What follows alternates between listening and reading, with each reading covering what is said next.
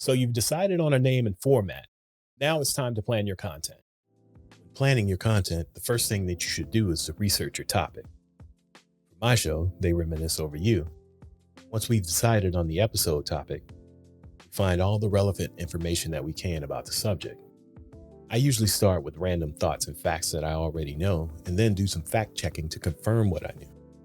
This usually leads to me looking up information on news websites, Wikipedia, media such as movies, TV shows, albums, and then saving any relevant info that I think would be entertaining to share with our listeners.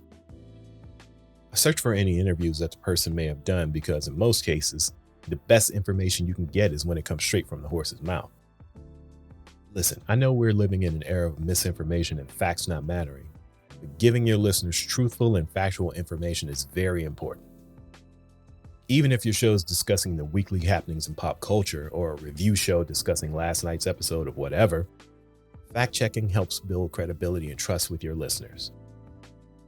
To improve the flow of your podcast episodes and avoid wandering off topic, it's a good idea to create an outline of the information that you gathered during the research.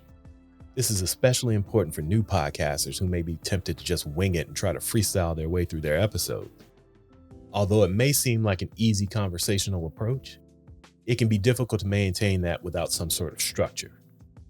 Even the quote-unquote unscripted podcasts often use an outline to keep things on track. An outline can help you to stay focused and on point.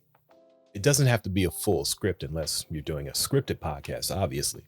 But by having a rough guide of the topics you want to cover and the order in which you want to present it, it'll give your episode a sense of structure, and it'll make your episodes that much more enjoyable for your listeners.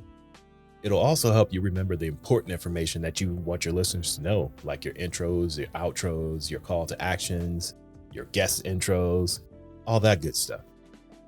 For example, you might have an outline that looks like this: your intro, segments, your ad breaks if you have any, and your conclusion.